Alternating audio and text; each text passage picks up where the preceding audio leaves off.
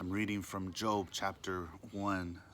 I'll start with verse 6. It says, "Now there was a day when the sons of God, the angels, came to present themselves before the Lord, and Satan, adversary and accuser, also came among them. The Lord said to Satan, 'From where have you come?' Then Satan answered the Lord, 'From roaming around on the earth, and from walking around on it.'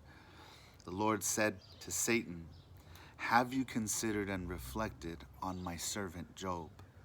For there is none like him on the earth, a blameless and upright man, one who fears God with reverence and abstains from and turns away from evil, because he honors God.'" A lot of us have heard the story of Job and know that after this, Job essentially loses everything. He loses his riches, he loses his cattle, his health, his sons, family members, even friends.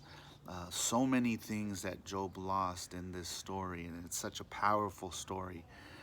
But I guess what I hadn't considered, or maybe I should say, the way I learned and heard about the story was that essentially God's hand of protection left Job for a period, for a time. And what I hadn't considered was that it was actually the complete opposite. You see, in the beginning of this story, God tells Satan, "Have you considered my servant Job?" In other words, God looked at Job as someone who had so much faith, so much hope, so much reverence, so much love for him, that he actually told Satan, "Have you considered my servant Job?"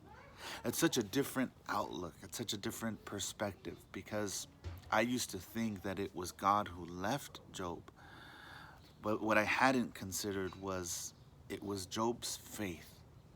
It was Job's trust. It was Job's hope in God that no matter what he went through, God was still faithful to him.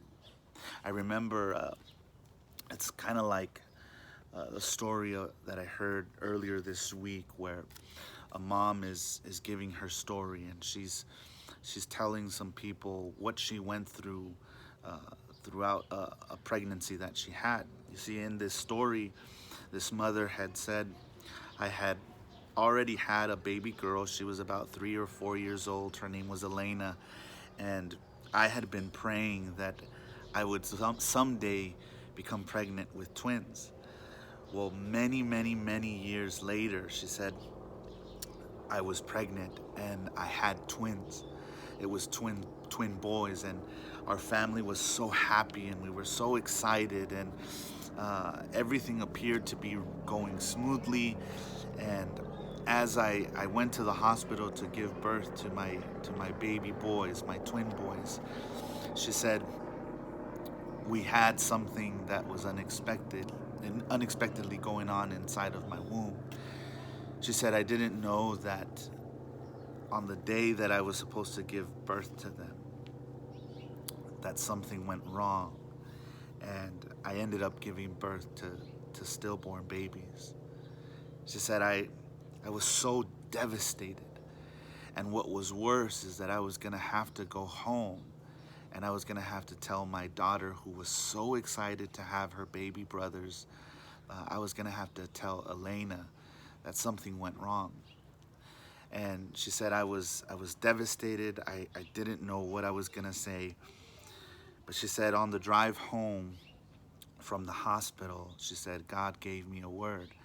And he gave me the words to tell Elena. He said, when you tell Elena, just tell her that sometimes God picks babies to go straight to heaven. So she gets to the house, and Elena comes out running, and she's so excited, and she's like, "Mommy, mommy, mommy, where are my brothers?" And the mother told Elena, "Honey, sometimes God picks your babies to go straight to heaven. And that's what happened with your baby brothers." And Elena, without any hesitation, just like a child would, she told her mother, she said, "Mama, so that means that God chose you?" She said, instantly, it hit me that my child had a different perspective. Here I was, sad and devastated, like I should be. But she said, instead of being angry with God, through my child Elena, I understood that this was a privilege, that this was an honor, that God would pick me, that God chose me to go through this. And so, friends, I don't know what's going on in your world. I don't know what's going on with your family. If you've been going through a rough patch, just like the scripture says, consider it pure joy when you go through trials and tribulations, for it is the testing of your faith. Have you considered to have a different perspective? Have you considered to have a different outlook? Instead of thinking God has left me, is it possible that it's actually kind of like sand or dirt? I've got this. Is it possible that whenever we go through difficult moments, is it possible that it's not that God has left us, but could it be possible that His hand is still there? His hand is still carrying everything that we go through, but it's like the sifting of dirt going through the hands, that God's permissive will still allows us to experience pain, but He has still got us in His hand. Friends, I want you to consider that maybe when we go through difficult times, it's not a thing of God punishing us or God leaving us, but maybe it's because of our faith that God says, I know I can trust them. I know that they will remain faithful in me and to me. And so that's why I allow certain things to happen. Friends, I hope that encourages you, but I want to end with some really, really good news. Um, this week, I know a lot of you have been praying for my family, my sister, also my mom. But this week, my mom came to the house, and she essentially told us that the cysts that the doctors found in her uterus were benign. And so that was a huge win. That was a great miracle. And I just want to thank those of you who have been praying for both my mom and my sister.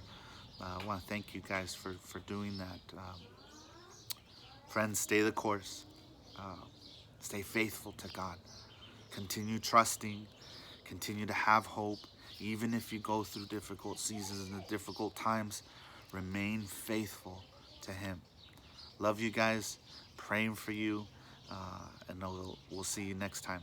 God bless you.